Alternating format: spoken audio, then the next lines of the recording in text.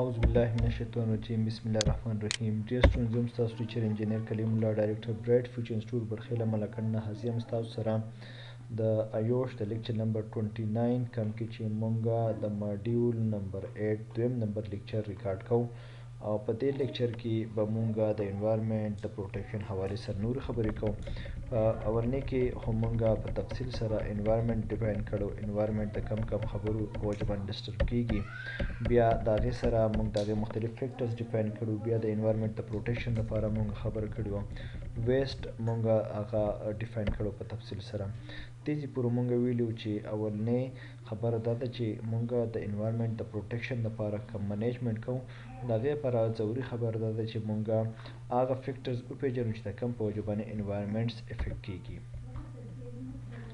One way to do this is with a risk assessment. Find out the likelihood of the occurrence of harmful activities and their consequences. دی وایي چې د دې لپاره اول پکار ده چې مونږ ریسک اسسمنټ وکړو. تاسو ریسک اسسمنټ کړو چې څونه لایکلیهوډ سیوا کیږي، دونه ورسره کانسیکوینس خطرناک کیږي او د لایکلیهوډ او د کانسیکوینس ملټیپلیکیشن ته د ریسک ویل کیږي. نو هغه خبره مونږ په تفصیل سره کړې وه چې مونږ اول دا وپېژنو چې پکار دا ده چې مونږ لایکلیهوډ کم کوم، د هغې په وجه باندې به کانسیکوینس کم شي او د دواړو د کمېدو په وجه باندې به زموږ سره ریسک ریډیوس شي. The ways of dealing with pollutants and waste will depend on a number of factors. اوس چې کوم pollutants دي او مختلف waste دي، د هغې ډیپینډ چې دی په مختلف خبرو باندې دی. اولنی ده د potential impact of the pollutant. اوس دا کم pollutant د کم په وجه باندې چې pollution اکر کیږي د هغې څونه اثرات دي. لکه ما تاسو لنډ مثال درکوم چې اوس زموږ سره D2W پلاستیک راغلی دی، نو D2W پلاستیک چې دی هغه کمپوز اپ کیږي په ځمکه کې، هغه په خاورو سره لږ ورځې بعد چې دی هغه میلاویږي او هغه په هغې کې هغه شانتي میټاو شي. خو د دې په مقابله کې چې کوم هغه تور پلاستیک دی نو هغه د انوایرمنټ والا وایي چې هغه د 5 نه واله د 10 ایرز پورې په ځمکه کې پروت دی خو هغه خاورې کیږي نه.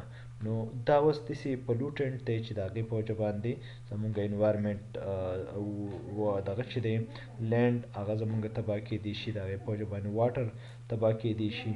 نو مونږ پکار ده چې داسې آیټم یوز کړو چې هغه د هغې په وجه باندې انوایرمنټ ډېر زیات نه ډسټرب کیږي. لیګل ریکوایرمنټس د هغې خیال ساتل پکار دي چې انوایرمنټ حوالې سره د هغې د پروټیکشن سره مختلف ایجنسیز دي. انوایرمنټل پروټیکشن ایجنسیز هغه انوایرمنټل پروټیکشن ایجنسیز چې دي د هغوی په قوانینو باندې عمل درآمد وکړي شي چې انوایرمنټ هغه پروټیکټ پاتې شي.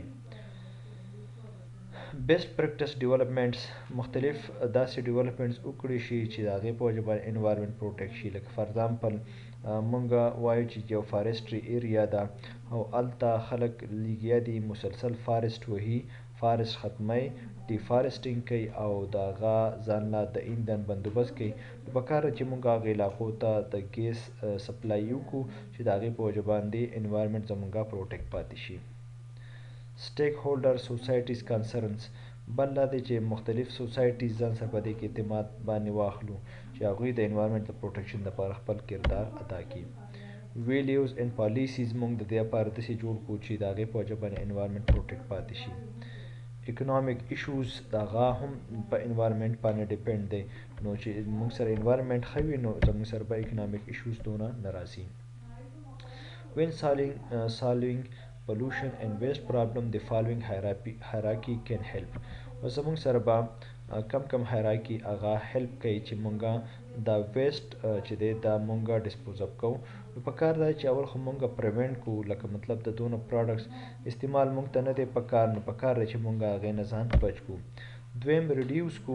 ریډیوس مطلب دا دی چې د کم شیز استعمال کم دی، پکار ده چې مونږ هغه کم استعمال کوو. ری یوز که کم یو شیز چې دی هغه داسې کیږي چې هغه دوباره په استعمال کې راځي، نو پکار ده چې مونږ هغه دوباره په استعمال کې راولو. چې په استعمال کې راویستلی شو نو د هغې به دا فایده چې مونږ داسې پروډکټ استعمالولی شو چې هغه بیا ری یوز کیږي. لکه فار ایگزامپل مونږ وایو چې سب باټلز داسې چې هغه ډسپوز اف کول نه پکار چې هغه دوباره داسې چې ری یوز کیږي چې دوباره بیا کمپنۍ ته لاړ شي او هغه بیا دوباره په استعمال کې راشي. ریکور که یو شیز مونږ ریکور کولی شو چې هغه مونږ ریکور کړو چې دوباره نور راوړو ته پکې ضرورت را نشي. اوس دا د هغې هغه مختلف حیراکي وښوله چې دا پریونټ شو، ریوز شو، په کار د په ټاپ باندې پریونټ دی.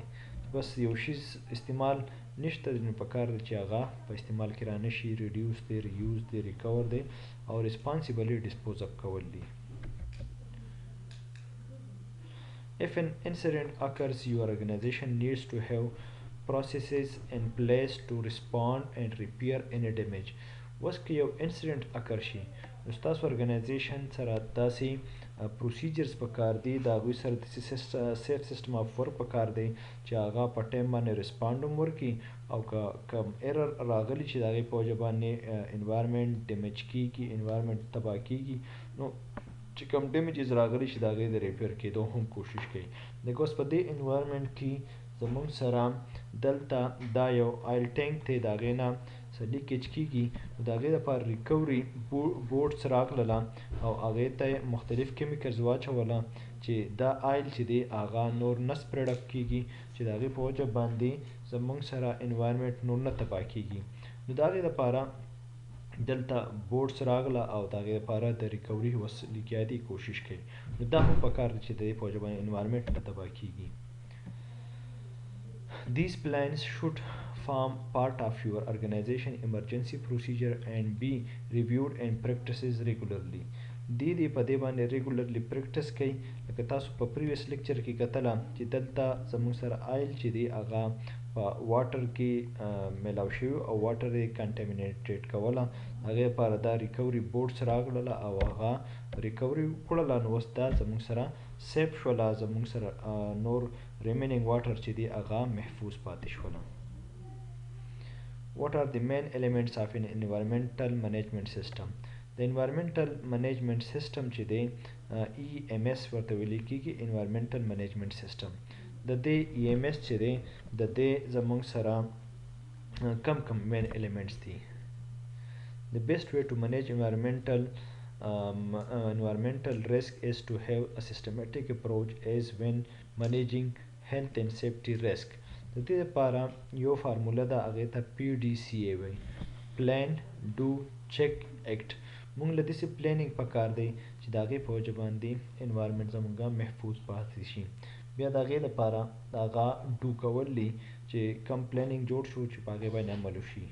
بیا هغه چیک کول دي چې مونږه کم پلان جوړ کړی دی په هغې باندې عمل شروع کړو نو چې هغه اوس کار کوي که نه کوي، او که کار کوي نو چې په هغې باندې بیا هغه شانتې ایکشن واخیستلی شي او هغه شانتې مخ په وړاندې بوتلی شي.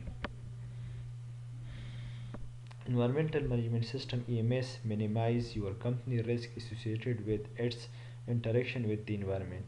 د EMS کار څه دی؟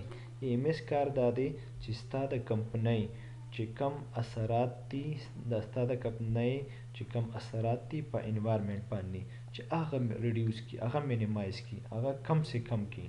ځکه چې څونه داسې ایلیمنټس دي چې د هغې په وجه باندې انوایرمنټ تباه کېږي، نو EMS تا ته هغه په ګوته کوي چې دا فیکټرز پرېږده او دې په ځای سبسټیټیوټ نور فیکټر شروع کړه چې د هغې په وجه باندې انوایرمنټ محفوظ پاتې شي.